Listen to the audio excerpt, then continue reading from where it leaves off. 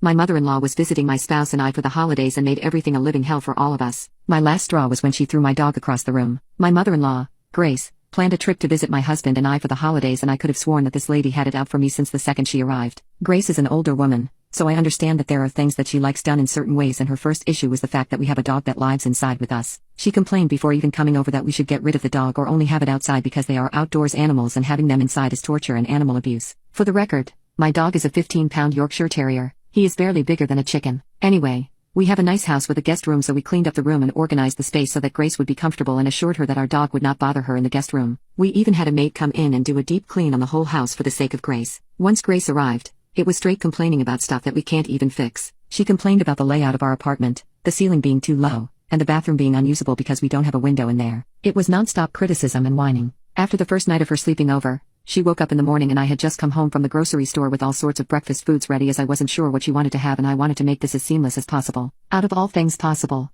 she demanded to have a ribeye steak for breakfast. It wasn't even 10 a.m., and she refused to even consider eating any of the bagels or eggs I had just brought from the store. Later that evening, Grace, my husband and I had bought tickets to go watch a holiday show at a theater not too far from our house. I got ready, and once I had my jacket on and was ready to walk out the door, Grace stated that she refused to go to a classy theater with me looking like a slut. I was shocked that she even had the nerve to say this to my face. I wasn't even wearing anything provocative. I had a pencil skirt on that only rode up 3 inches above my knees. The most hurtful part of that interaction was that my husband didn't say anything. He didn't defend his mother, but he didn't tell her how out of pocket her comment was either. I was done with her, and it was only her first official day in town with us. I told my husband and Grace to just head down to the show and that I would change and meet them there, as I didn't want them to be late. I ended up staying home and texting my husband that I wasn't feeling well and went to sleep. I didn't want to deal with his annoying mother when they got home from the show, and frankly, I didn't want to see him either. The next morning was a Saturday and we had a plan to go to the holiday markets that they host in our town. At the holiday markets, it was nothing but complaints on repeat from Grace. She kept going on and on about how crowded it was and all of the food that we got was not up to her standards. We ordered cheesesteaks and chimney cakes and she had something negative to say about the taste of everything. I never knew older people could have such a stick up their butt 24/7. The worst thing that happened was that evening, and I currently hope to never see this horrid woman ever again. So,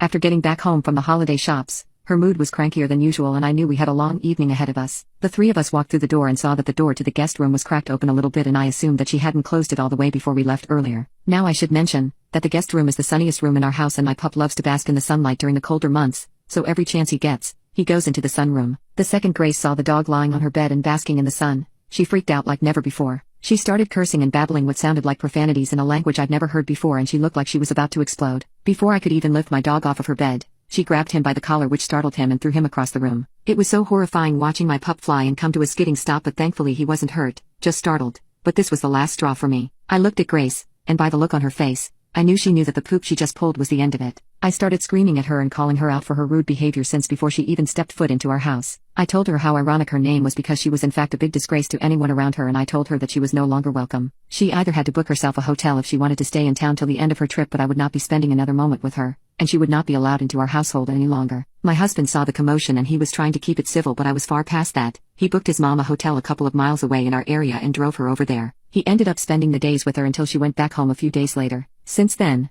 there has been tension between my husband and I. I know her actions are not his fault, but I want him to empathize with me and at least apologize on her behalf, since she did not have the decency to do so.